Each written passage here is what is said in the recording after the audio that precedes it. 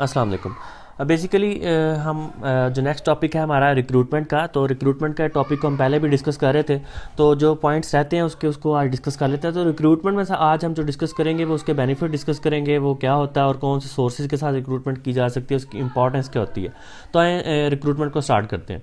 What is recruitment? Recruitment क्या होती है? तो रिक्रूटमेंट क्या होती है, एक अकॉर्डिंग टू द एडविन, उसके अकॉर्डिंग जो है recruitment is the process of searching the candidates for employment and stimulating them to apply for jobs in the organization।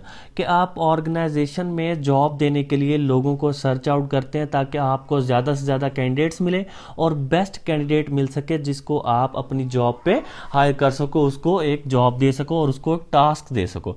उसके बाद उसकी इंपॉर्टेंस ऑफ रिक्रूटमेंट, रिक्रूटमेंट की इंपॉर्टेंस क्या होती है, ये किस पॉइंट ऑफ व्यू से इंपॉर्टेंट है। तो उसमें सबसे पहला पॉइंट जो आपके पास आ जाता है वो है attract more candidates to apply in the organisation. ज़्यादा से ज़्यादा लोगों को अट्रैक्ट किया जा सके, कैंडिडेट्स को अट्रैक्ट किया जा सके कि वो ऑर्गेनाइजेशन में अप्लाई करें।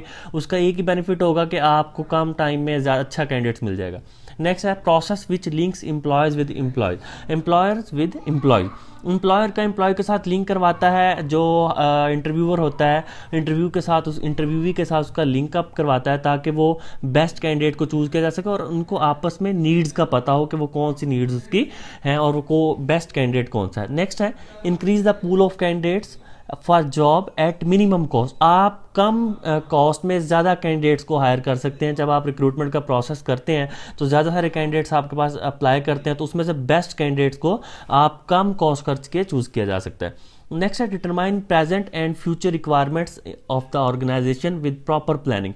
तो रिक्रूटमेंट का एक इंपॉर्टेंस ये भी है कि वो आप प्रॉपर प्लानिंग कर सकते हो कि आपको कौन सा पर्सन ऑर्गेनाइजेशन के लिए चाहिए, कब चाहिए, तो उसके लिए आप पहले से प्लानिंग कर सकते हैं। तो रिक्रूटमेंट आपकी इस पॉइंट ऑफ व्यू से भी बहुत इंपॉर्टेंट साबित होती है। उसके बाद है to provide good quality people to the organisation. Definitely अच्छी क्वालिटी के राइट पर्सन को आप हायर कर सकते, जो हम कहते हैं कि right person for the right job organisation में हायर किया जा सकता है, उसकी क्वालिटी को बेहतर बनाया जा सके एक अच्छी रिक्रूटमेंट, एक अच्छे प्रोसेस के साथ रिक्रूटमेंट करके। तो बेसिकली ये सारी की सारी इंपॉर्टेंस उसकी। उसके बाद रिक्रूटमेंट प्रोसेस आ जाता है। रिक्रूटमेंट प्रोसेस क्या होता है इसको आप डिस्कस कर लेते हैं कि इसकी इंपॉर्टेंस क्या है, ये किस पॉइंट ऑफ व्यू से। तो सबसे पहला पॉइंट जो है वो है आइडेंटिफाई जॉब वैकेंसी। सबसे पहले आपने वेकेंट पोजीशन को फाइंड आउट करना है कि आप किस जॉब को फिल करना चाहते हैं, उसकी रिक्वायरमेंट क्या है, ठीक है, उसको आप फाइंड आउट। उसके बाद prepare job description and job specification, इसको हमने डिस्कस भी किया हुआ है, डिटेल में डिस्कस किया हुआ है कि जॉब कौन सी होगी, उसका डेजिग्नेशन क्या होगी, डिस्क्रिप्शन में आ जाएगा। जॉब स्पेसिफिकेशन में कौन सी स्किल चाहिए होंगी, ठीक है, कौन सी कैरेक्टरिस्टिक्स उस पर्सन के अंदर होनी चाहिए, इसको जॉब स्पेसिफिकेशन में हम डिस्कस किया था। डिस्क्रिप्शन में उसकी एजुकेशन भी आ जाती है, ठीक है। तो ये सारी की सारी चीज़ें जो मिल के जॉब डिस्क्रिप्शन एंड प्रिपरेशन बनाती हैं, जो रिक्रूटमेंट का प्रोसेस आपको बताता है कि आपने सबसे पहले वेकेंट पोजीशन को हायर करना है, उसके बाद जॉब की डिस्क्रिप्शन एंड स्पेसिफिकेशन आपने बनानी है। तो नेक्स्ट आपके पास जो पॉइंट आएगा वो है एडवर्टाइजिंग द जॉब। आपने जॉब को एडवर्टाइज़ करना है। नेक्स्ट रिक्रूटमेंट का प्रोसेस ही होता है कि जॉब को एडवर्टाइज़ किया जाए, उसको पेपर में पब्लिश किया जाए, डिफरेंट वेबसाइट्स पे पब्लिश किया जाए ताकि लोगों को पता चले, लोग उसके लिए अप्लाई कर सकें। नेक्स्ट प्रोसेस का है एडवर्टाइजिंग द जॉब वैकेंसी को एडवर्टाइज़ किया जाता है। अच्छा, उसके बाद आपके पास आ जाता है जॉब को एडवर्टाइज़ करने के बाद आपके पास जो नेक्स्ट स्टेप आ जाएगा वो आएगा मैनेजिंग द रेस्पॉन्स। फिर उसके बाद जो लोग आपको रिस्पॉन्ड करेंगे, जो आपने एडवर्टाइजमेंट की थी उस पर कितने लोगों ने रिस्पॉन्ड किया, आपको किस तरह की एप्लीकेशंस आपके पास आई हैं, आपके पास रेलिवेंट और इरेलीवेंट एप्लीकेशंस भी आएंगी। तो आपने फिर उसकी नेक्स्ट पॉइंट है उसका शॉर्ट लिस्टिंग। आपने शॉर्ट लिस्टिंग करनी है, जो रेलिवेंट कैंडिडेट्स होंगे उसको आप चूज़ करेंगे। अगर 500 कैंडिडेट्स ने अप्लाई किया तो आप शॉर्ट लिस्ट करके 100 को चूज़ करेंगे। उसके बाद फाइनली उसका इंटरव्यू आप अरेंज करेंगे और उस इंटरव्यूज़ के अंदर अरेंज इंटरव्यूज़ नेक्स्ट पॉइंट है। इस इंटरव्यू के अंदर जो भी बेस्ट कैंडिडेट होगा उसको आप चूज़ करेंगे और लास्ट स्टेप उसका है conducting interview and decision making. जो इंटरव्यू को अरेंज करने के बाद आप उसको कंडक्ट करेंगे और उसकी फाइनली डिसीजन मेकिंग कर लेंगे कौन सा कैंडिडेट आपकी ऑर्गेनाइजेशन के लिए बेस्ट है जिसको आप हायर करना चाह रहे हैं। तो बेसिकली ये रिक्रूटमेंट का प्रोसेस होता है जिसको हमने ये देखा है। दो तरह के सोर्सेज हैं, इंटरनल सोर्सेज और एक्सटर्नल सोर्सेज। इंटरनल सोर्सेज कौन से होंगे और जो विद इन द ऑर्गेनाइजेशन होते हैं। एक्सटर्नल सोर्सेज कौन से होते हैं जो आउट ऑफ द ऑर्गेनाइजेशन लोग आप हायर करते हो या वो रिक्रूटमेंट करने के लिए। तो सबसे पहले इंटरनल में है प्रमोशन। आप जो एग्जिस्टिंग कैंडिडेट्स होते हैं उसको नेक्स्ट जो आपकी वैकेंसी वेकेंट पोजीशन होती है उसके लिए प्रमोट कर देते हो। और दूसरा है एडवर्टीजमेंट। एक्सटर्नल के अंदर आप जो है वो एडवर्टीजमेंट करते हैं, आप जैसे डिफरेंट जॉब्स को देखते हैं तो वो एडवर्टीजमेंट हुई होती है, उसमें से जो लोग रेलिवेंट होते हैं उस जॉब के लिए अप्लाई करते हैं, उसमें से आप जो है वो कैंडिडेट्स को फिर सेलेक्ट करते हो। तो इंटरनल में प्रमोशन दी जा सकती है एग्जिस्टिंग कैंडिडेट्स को। एक्सटर्नल के अंदर जो बाहर से लोग आउटसाइड द कैंडिडेट्स को आप चांस देते हैं कि वो आपकी उस वेकेंट पोजीशन को फुलफिल कर सकें जो आपने। उसके बाद है इंटरनल में आ जाता है ट्रांसफ़र्स एंड सेकंड एक्सटर्नल में आ जाता है कैंपस रिक्रूटमेंट। तो ट्रांसफ़र्स क्या होती हैं बेसिकली, इंटरनली जब आप प्रमोट करना चाहते हैं तो उसको एक जगह से दूसरी जगह, जैसे गवर्नमेंट जॉब्स के अंदर होता है, प्राइवेट के अंदर होता है कि एक सिटी से दूसरे सिटी में उसको भेज दिया जाता है जहाँ पे उसकी ज़रूरत होती है। तो आप ट्रांसफ़र्स बेसिकली कर सकते हैं। उसके बाद कैंपस रिक्रूटमेंट है।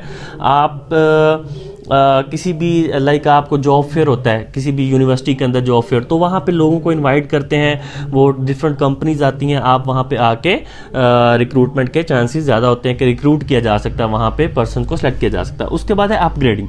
आप अपग्रेड कर सकते हैं, आप एग्जिस्टिंग कैंडिडेट्स को ग्रेड ज़्यादा कर सकते हैं, उसको अपग्रेड किया जा सकता है, नेक्स्ट ग्रेड में प्रमोट किया जाता है 17 to 18, 18 to 19। और दूसरा जो मेथड है सोर्स ऑफ रिक्रूटमेंट है एक्सटर्नल, वो है प्लेसमेंट एजेंसीज। आप किसी और एजेंसीज़ को आउटसाइड द ऑर्गेनाइजेशन एजेंसीज़ को HR का कंट्रोल दे देते हैं और बेसिकली वहाँ से रिक्रूटमेंट होती है। उसके बाद इंटरनल सोर्स है डिमोशन।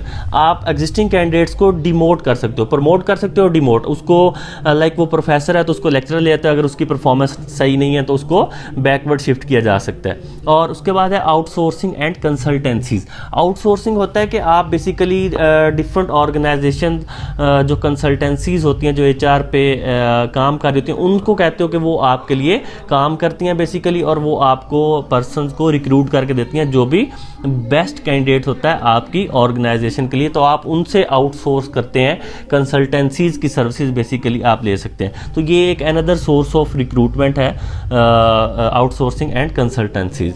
उसके बाद है रिटायर्ड एम्प्लॉयज़, जो ऑलरेडी एम्प्लॉयज़ आपके ऑर्गेनाइजेशन में होते हैं, प्राइवेट एजेंसी से अपनी वेकेंट पोजीशन के अबाउट बताते हैं और वो लोग आपको प्रोवाइड कर देते हैं क्योंकि उनके पास ऑलरेडी वो एप्लीकेशंस अवेलेबल है। तो एम्प्लॉयमेंट एक्सचेंजेस भी बेसिकली आपके एक्सटर्नल सोर्स का रोल प्ले करती हैं। आपके ऑर्गेनाइजेशन के अंदर एक दफ़ा काम कर चुके, 1 साल 2 साल काम करके जा चुके होते हैं और दोबारा से आप उनको मौका दे सकते हैं, उसको हायर किया जा सकता है इंटरनल के अंदर। तो एक्सटर्नल के अंदर लेबर कॉन्ट्रैक्टर्स हैं, आपको ज़्यादा अमाउंट में, बहुत बड़ी बड़ी ऑर्गेनाइजेशन होती हैं उनको ज़्यादा लेबर की ज़रूरत होती है, तो वो लेबर जो उनको मैनेज नहीं खुद कर सकते तो वो लेबर कॉन्ट्रैक्टर से रब्ता करते हैं, उनसे कॉन्टैक्ट करते हैं, तो वो बेसिकली उनको लेबर प्रोवाइड करते हैं। Next internal source of recruitment है एम्प्लॉय रेफरल। जो आपकी ऑर्गेनाइजेशन के अंदर ऑलरेडी एम्प्लॉयज़ काम कर रहे हैं उनके रेफरल जो रेफरेंस होती है वो आपके उनके रिश्तेदार हो सकते हैं, रिलेटिव्स हो सकते हैं, या कोई और भी पर्सन जो भी उनके फ्रेंड्स हो सकते हैं, फैमिली मेम्बर्स हो सकते हैं। इस तरह अनसॉलिसिटेड एम्प्लॉयज़ एप्लीकेंट्स ऐसे एप्लीकेंट्स होंगे जो आपके पास ऑलरेडी उनकी एप्लीकेशन आपके पास अवेलेबल होती है, आप उनको दोबारा कॉल कर सकते हैं इंटरव्यू के लिए, और उनमें से अगर आपको कोई पोटेंशियल कैंडिडेट्स मिलता है तो आप उसको एक्सटर्नली रिक्रूट किया जा सकता है। सोर्स है dependents and relative of relatives भी हो सकते हैं, मतलब कि जो लोग की डेथ हो जाती है आपके ऑर्गेनाइजेशन में ऑलरेडी काम करते थे उनके जो भी डिपेंडेंट्स हो सकते हैं, उनका बेटा हो सकता है, सिस्टर, डॉटर, मतलब उस पर्सन को आप उनको भी जॉब दी जा सकती है इंटरनली। और एक्सटर्नली आप ऑनलाइन रिक्रूटमेंट कर सकते हैं, थ्रू वेबसाइट कर सकते हैं, bye conducting walk in interviews. ठीक है, आप वॉक इन इंटरव्यूज़ कंडक्ट किया जा सकते हैं कि आप सब कैंडिडेट्स को इनवाइट करते हैं, जो पोटेंशियल कैंडिडेट्स होता है उसको बेसिकली आप चूज़ कर सकते हैं। तो there are the sources of recruitment.